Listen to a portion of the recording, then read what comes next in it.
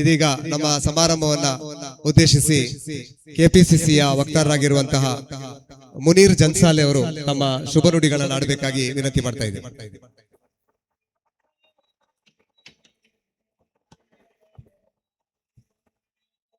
ಅಸ್ಸಲಾಮು ಅಲೈಕುಂ ವರಹಮತುಲ್ಲಾಹಿ ವಬರಕಾತುಹು. ವೇದಿಕೆ ಮೇಲೆ ಉಪಸ್ಥಿರತಕ್ಕಂತಹ ಬಹುಮಾನ್ಯರಾದಂತಹ ತಂಗಳವರೇ, ಉಲೆಮಾ ನೇತಾರರೇ ಹಾಗೂ ಉಮರಾ ನೇತಾರರೇ ಹಾಗೂ ಕಾಜೂರು ಸಮಿತಿಯ ಪದಾಧಿಕಾರಿಗಳೇ ಹಾಗೆಲ್ಲ ನನ್ನ ಗೌರವಾನ್ವಿತ ಬಂಧುಗಳೇ, ಸಮಯದ ಇತಿಮಿತಿಯನ್ನ ಅರಿಕೊಂಡು ಒಂದೆರಡು ನಿಮಿಷ ನಿಮ್ಮನ್ನು ಉದ್ದೇಶಿಸಿ ಮಾತನಾಡಬೇಕು ಅಂತ ಹೇಳಿದರೆ ಮಾತಾಡುವ ಪ್ರಯತ್ನಗಳನ್ನ ಮಾಡ್ತಾನೆ. ಸೂಫಿ ಸಂತರ ಪರಂಪರೆಯನ್ನ ಉಳಿಸಿಕೊಂಡು ಬೆಳೆಸಿಕೊಂಡು ಹೋಗೋದು ಇಂದಿನ ಕೇವಲ ಮುಸ್ಲಿಂ ಬಾಂಧವರ ಅನಿವಾರ್ಯತೆ ಅಲ್ಲ. ಈ ದೇಶದ ಇಂದಿನ ಪರಿಸ್ಥಿತಿಯಲ್ಲಿ ಸೂಫಿ ಸಂತರ ಅವರ ಪರಂಪರೆಯನ್ನ, ಅವರ ಸಂದೇಶಗಳನ್ನ ಎಲ್ಲ ಧರ್ಮ ಜಾತಿಯವರನ್ನ ಸೇರಿಸಿಕೊಂಡು ಹೋಗುವಂತ ಅನಿವಾರ್ಯತೆ ಇವತ್ತು ಭಾರತ ದೇಶ ಇದೆ. ಆದ್ರಿಂದ ಇದು ಕೇವಲ ಮುಸ್ಲಿಂ ಬಾಂಧವರಿಗೆ ಸಂಬಂಧಪಟ್ಟಂತಹ ಕಾರ್ಯಕ್ರಮ ಅಲ್ಲ.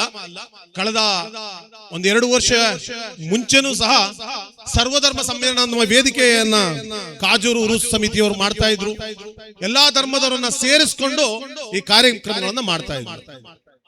ನಾನು ಹೇಳಲಿಕ್ಕಿರೋದು ಇಷ್ಟೇ, ಇಸ್ಲಾಮಿನ ತತ್ವ ಸಿದ್ಧಾಂತವನ್ನ ತಪ್ಪಾಗಿ ವ್ಯಾಖ್ಯಾನಿಸುವಂತಹ ಸಂದರ್ಭದಲ್ಲಿದ್ದೇವೆ. ಇಸ್ಲಾಮಿನ ನಾಯಕರನ್ನ ತಪ್ಪಾಗಿ ಚಿತ್ರಿಸುವಂತ ಸಂದರ್ಭದಲ್ಲಿ ನಾವಿದ್ದೇವೆ. ಅಂತಹ ಸಂದರ್ಭದಲ್ಲಿ ಪ್ರತಿಯೊಬ್ಬ ನೈಜ ಮುಸ್ಲಿಮನ ಪಾತ್ರಗಳೇನು ಅನ್ನೋದ್ರ ಬಗ್ಗೆ ಒಂದು ಚರ್ಚೆ ಆಗಬೇಕು, ಅದರ ಬಗ್ಗೆ ಒಂದು ಸಂವಾದ ಆಗಬೇಕು.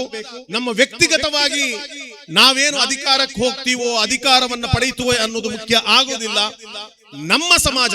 ನಮ್ಮ ಸಮಾಜ ಅಂತ ಹೇಳಿದ್ರೆ ಈ ದೇಶದ ಒಂದು ಭಾಗ, ನಮ್ಮ ಇತಿಹಾಸ, ನಾವು ಯಾರು ಅನ್ನುವಂತ ತಿಳುವಳಿಕೆಯನ್ನ ನಮ್ಮ ಈ ಸಮುದಾಯಕ್ಕೆ ಸಿಗಬೇಕು.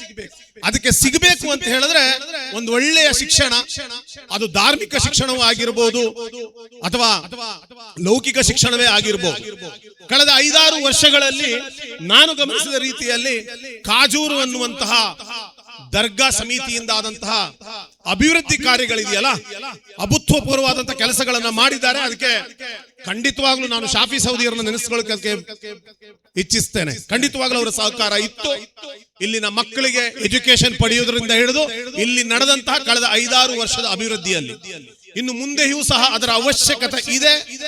ಈಗಲೂ ಸಹ ಸಮಿತಿಯವರೊಂದಿಗೆ ನಾನು ಚರ್ಚೆ ಮಾಡಿದಾಗ 1-2-3 ಪ್ರಾಜೆಕ್ಟ್ ಗಳನ್ನ ಇಟ್ಟುಕೊಂಡಿದ್ದಾರೆ. ಬಹುಶಃ ಅದಕ್ಕೆ ಸರ್ಕಾರ ಹಾಗೂ ನಮ್ಮ ಉಲೆಮಾ ನೇತಾರರು ಅದಕ್ಕೆ ಪ್ರಯತ್ನ ಪಟ್ಟರೆ ಅದು ಪೂರ್ತಿಗೊಳ್ಳಬಹುದು. ಆದ್ರಿಂದ ನಾನು ಹೆಚ್ಚು ಮಾತಾಡ್ಲಿಕ್ಕೆ ಹೋಗೋದಿಲ್ಲ. ನಾನು ಹೇಳೋದಿಷ್ಟೇನೆ, ಇಂದಿನ ಮಾಧ್ಯಮಗಳಾಗಿರ್ಬೋದು ಅಥವಾ ಬೇರೆ ಬೇರೆ ಪ್ರಪಗಂಡಗಳ ಮಧ್ಯೆ ಇಸ್ಲಾಮಿನನ್ನ ಖಳನಾಯಕನಾಗಿ ಚಿತ್ರಿಸುವ ಸಂದರ್ಭದಲ್ಲಿ ನಿಮ್ಮ ಉತ್ತರಗಳು ಹೇಗಿರಬೇಕು ಅಂತ, ನಾವು ಯಾವ ಪರಿಸ್ಥಿತಿಯಲ್ಲಿ ಇದೀವಿ ಅಂತ ಹೇಳಿದ್ರೆ, ಆಸ್ಟ್ರೇಲಿಯಾದಲ್ಲಿ ಒಂದು ದಾಳಿ ನಡೆಯುತ್ತೆ. ಆ ದಾಳಿ ನಡೆದವನು ಇಸ್ಲಾಂ ಅನ್ನುವಂತಹ ಆರೋಪ ಬರುತ್ತೆ. ಆ ದಾಳಿ ಮಾಡಿದವನ ಕೈಯಲ್ಲಿ AK-47 ಇದ್ದಾಗ ತನ್ನ ಪ್ರಾಣವನ್ನು ಲೆಕ್ಕಿಸದೆ ಆ ದಾಳಿಯನ್ನು ನಿಲ್ಲಿಸಿದ ಅಹಮ್ಮದ್ ಇಸ್ಲಾಂ ಅಂತ ಅವ್ರು ಹೇಳ್ತಾ ಇಲ್ಲ. ಇದು ಇವತ್ತಿನ ದೌರ್ಭಾಗ್ಯ. ಅದಕ್ಕೆ ನಾನು ಹೇಳೋದು, ನಮ್ಮ ಸಂದೇಶಗಳು ಇಸ್ಲಾಂ ಏನು ಅಂತ ಹೇಳಿದ್ರೆ ಅಲ್ಲಿ ಗನ್ ಹಿಡಿದವನು ಇಸ್ಲಾಮಿನ ಪ್ರತಿನಿಧಿ ಆಗೋದಿಲ್ಲ. ಆ ಗನ್ ಹಿಡಿದವನ ಕೈಯಿಂದ ಪ್ರಾಣದ ಹಂಗನ್ನ ತೋರಿದ ಆ ಗನ್ನನ್ನು ಕಿತ್ತೋಗಿತ್ತಾನಲ್ಲ, ಅವನು ಇಸ್ಲಾಮಿನ ಪ್ರತಿನಿಧಿ. ನಾನು ಅದನ್ನೇ ಅಂತಹ ಉದಾಹರಣೆಗಳನ್ನ ಬಹುಸಂಖ್ಯಾತ ನಮ್ಮ ಸಹೋದರರ ಮುಂದೆ, ಮಾಧ್ಯಮಗಳ ಮುಂದೆ ಮಾತನಾಡಬೇಕಾಗತ್ತೆ. ಅದಕ್ಕೆ ಇನ್ನೊಂದು ಉದಾಹರಣೆ, ಇಸ್ಲಾಂ ಅಂತ ಹೇಳಿದ್ರೆ ಮಾಧ್ಯಮದಲ್ಲಿ ಕೂತ್ಕೊಂಡು ಬೇರೆ ಬೇರೆ ರೀತಿಯ ಉದಾಹರಣೆಗಳನ್ನ, ವ್ಯಾಖ್ಯಾನಗಳನ್ನ ಮಾಡ್ತಾ ಇರುವಂತಹ ಸಂದರ್ಭದಲ್ಲಿ ನನಗೆ ಒಂದು ಉದಾಹರಣೆ ನೆನಪಾಗತ್ತೆ. ಸ್ವೀಡನ್ ದೇಶದ ಕಾನೂನು ಹೇಳುತ್ತೆ, ನೀವು ಯಾವುದೇ ಧರ್ಮ ಗ್ರಂಥವನ್ನ ಬೆಂಕಿ ಇಟ್ಟು ಸುಡಬಹುದು ಅಂತ. ಅಲ್ಲಿನ ಕೋರ್ಟಿನ ಅನುಮತಿಯನ್ನ ಪಡೆದು ನೀವು ಧರ್ಮ ಗ್ರಂಥವನ್ನು ಸುಡಬಹುದು ಅಂತ ಹೇಳುವಂತಹ ಕಾನೂನು ಸ್ವೀಡನ್ ನಲ್ಲಿ. ಒಬ್ಬ ಯಹೂದಿ ಕೋರ್ಟಿನ ಅಲ್ಲಿ ಸ್ವೀಡನ್ನಿನ ಉಚ್ಚ ನ್ಯಾಯಾಲಯದ ಪರ್ಮಿಷನ್ ಪಡೆದುಕೊಂಡು ಕುರುವಾನಿನನ್ನ ಸುಡ್ತಾನೆ. ಇಡೀ ಜಗತ್ತಿನಲ್ಲಿ ಆಕ್ರೋಶ ವ್ಯಕ್ತವಾಗುತ್ತೆ, ಎಲ್ಲ ಕಡೆ ಆಕ್ರೋಶ ವ್ಯಕ್ತವಾಗುತ್ತೆ. ಆದ್ರೆ ಅದೇ ದಾರಿಯಲ್ಲಿ ಇನ್ನೊಬ್ಬ ಮುಸ್ಲಿಮನ್, ಅವನ ಹೆಸರು ಅಹಮ್ಮದ್ ಅಲ್ಲೂಶ್ ಅಂತ. ಅಹಮ್ಮದ್ ಅಲ್ಲೂಶ್ ಸಹ ಪರ್ಮಿಷನ್ ಅನ್ನು ತಗೋತಾನೆ.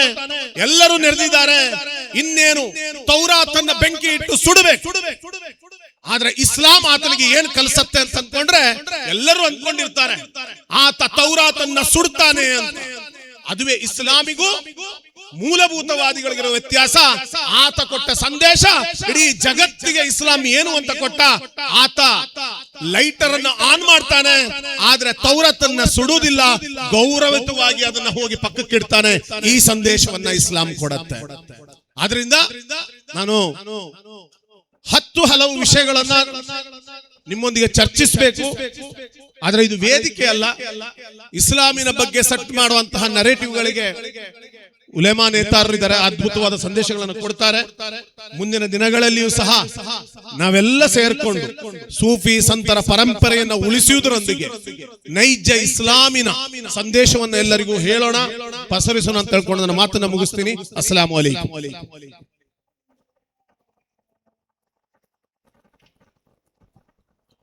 ವಂದನೆಗಳು ಮುನೀರ್ ಜನ್ಸಾಲೆ ಅವರಿಗೆ.